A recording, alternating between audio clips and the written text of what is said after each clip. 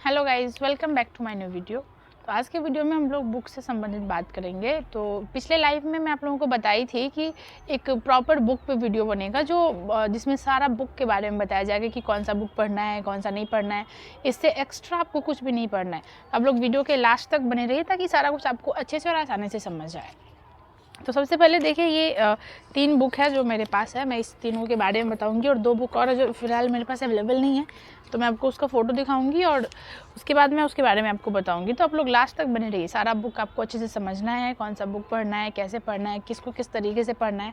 ये बहुत ही बेहतर तरीका है। आप अगर इसको अच्छे से कंप्लीट कर लेते हैं तो आपको और कोई प्रॉब्लम नहीं होगा। इससे ज़्यादा आपको किसी भी एग्ज़ाम में पढ़ना ही नहीं है। आप बिहार पुलिस की बात करें तो आपको बिहार पुलिस के रीजन को कंप्लीट करने के लिए इससे बेहतर और कोई बुक ही नहीं है और आपको इससे ज़्यादा और कुछ नहीं पढ़ना है। तो वीडियो के लास्ट तक बने रहिए। तो आइए हम लोग बात करते हैं बुक से संबंधित जो भी है, कैसे पढ़ना है, कौन सा बुक है, तो वो सब कुछ।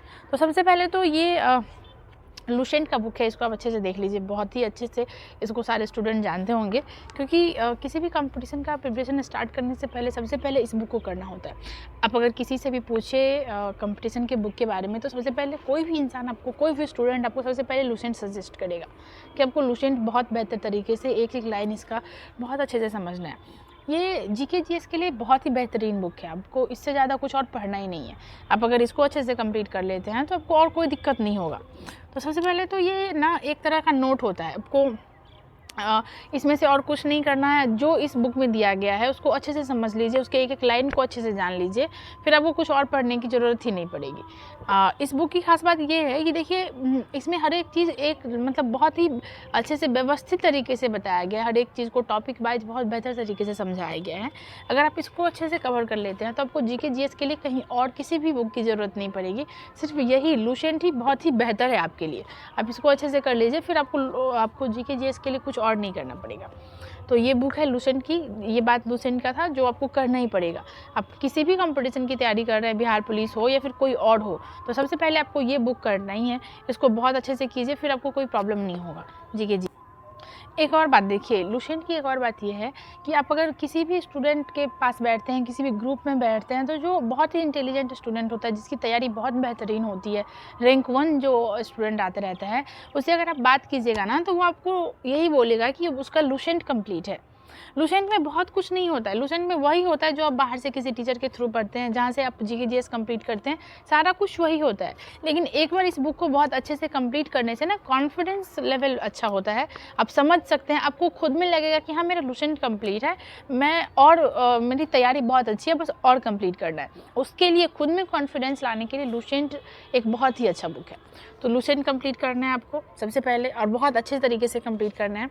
उसके बाद आपको ना किसी भी टीचर का फाउंडेशन बैच लेना है।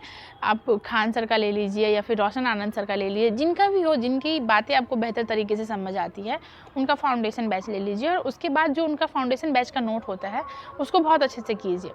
फाउंडेशन बैच के नोट को अगर आप बहुत अच्छे से करते हैं, उसके एक एक लाइन को समझते हैं, क्योंकि सारा कुछ एग्जाम में जितना कुछ पूछना होता है ना, वो सब कुछ सर पढ़ा ही देते हैं। उनके नोट को बहुत अच्छे से समझना है, बहुत अच्छे से पढ़ना है, एक एक लाइन को कंप्लीट करना है। तो आप किसी भी सर के नोट को अगर आप कंप्लीट करते हैं, फाउंडेशन बैच के नोट को, तो आपको कहीं और से कुछ नहीं लेना। आप अगर एक बार फाउंडेशन बैच कंप्लीट कर लेते हैं ना, तो आपका जो सिलेबस है, जो सब्जेक्ट वाइज सिलेबस आपको कवर करना है, वो आप वहाँ से कर लीजिएगा। आपको कोई प्रॉब्लम नहीं होगा। बस कुछ चीज़ें ऐसी होती है जो कहीं कहीं दिया रहता है, कहीं कहीं नहीं दिया रहता है, तो उन चीज़ों के लिए आप लुसेंट कंप्लीट कर लीजिए। ये दोनों अगर आप करते हैं तो आपको कुछ और नहीं पढ़ना पड़ेगा। सबसे पहले तो मैं आपको बताई कि लुसेंट करना है, फिर आप किसी भी टीचर का फाउंडेशन बैच लीजिए और फाउंडेशन बैच का नोट कंप्लीट कीजिए। ये 2 हुआ। उसके बाद आपको मैथ रीजनिंग के लिए मैं आपको बुक दिखाती हूँ। मैथ रीजनिंग आपको करना ही पड़ेगा। क्वेश्चन बहुत नहीं पूछता है बिहार पुलिस में मैथ रीजनिंग का, लेकिन जो भी है आपको वो करना है।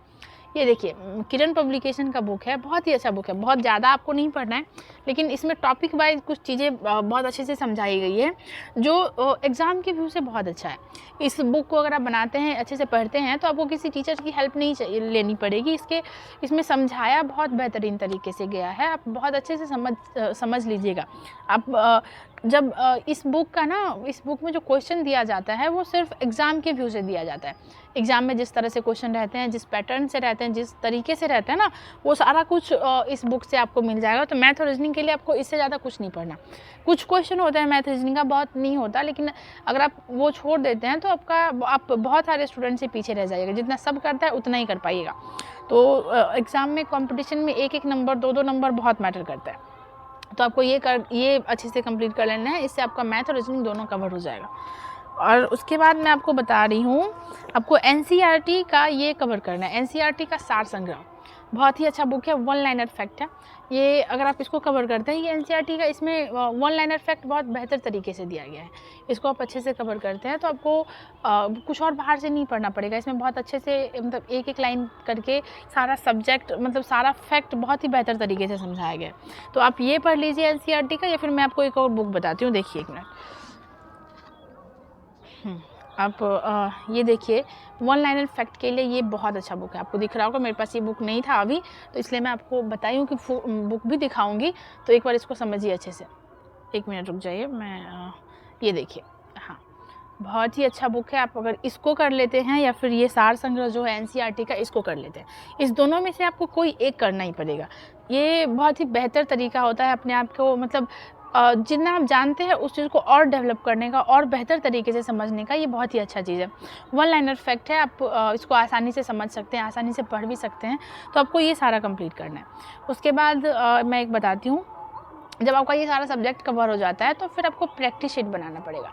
प्रैक्टिस शीट बहुत ही बेहतर होता है, बनाना पड़ेगा ही पड़ेगा, क्योंकि अगर आप प्रैक्टिस शीट नहीं बनाते हैं तो आपको ये नहीं समझ आएगा कि क्वेश्चन किस तरीके से पूछा जाता है। टॉपिक कोई भी आप कर लेते हैं, टॉपिक आपने सारा कंप्लीट कर लिया, लेकिन क्वेश्चन प्रैक्टिस एक बहुत ही बेहतर जरिया होता है खुद को इम्प्रूव करने का। आप समझ सकते हैं कि कैसा, मतलब आप प्रैक्टिस शीट बनाने के बाद ही समझ सकते हैं कि क्वेश्चन किस तरह से पूछा जाता है, एग्ज़ाम में कैसा क्वेश्चन होता है। कोई भी टॉपिक आप जानते हैं, लेकिन आपको क्वेश्चन पूछना किस तरह से है, क्या क्वेश्चन में पूछ रहा है, ये अगर आप नहीं समझ सकते हैं तो आप जवाब नहीं दे पाइएगा। आपको आंसर पता होगा लेकिन आप नहीं उसका जवाब दे पाइएगा। तो उसके लिए क्वेश्चन प्रैक्टिस बहुत ज़रूरी है। तो ये देखिए, ये किरण पब्लिकेशन का प्रैक्टिस सेट है, बहुत ही अच्छा बुक है। आप जब आपका सारा सब्जेक्ट कवर हो जाता है तो आप प्रैक्टिस सेट के लिए ये बुक ले सकते हैं। और उसके बाद इसके हर एक सेट को बहुत अच्छे से बनाइए, बहुत अच्छे से इसके एनालाइज को समझिए और ख़ुद से समझिए। नहीं हो रहा है तो किसी टीचर की हेल्प लीजिए, लेकिन बेहतर तरीके से समझिए। अगर आप ये प्रैक्टिस सेट कंप्लीट करते हैं तो फिर आप समझ जाइएगा कि कौन से टॉपिक से कैसा क्वेश्चन है, क्या करना है, क्या नहीं करना है, और टॉपिक आपको किस तरह से कंप्लीट करना है, कितने गहराई तक पढ़ना है, कितना गहराई तक नहीं पढ़ना है। ये सारा कुछ जानने के लिए प्रैक्टिस सेट बहुत अच्छा है।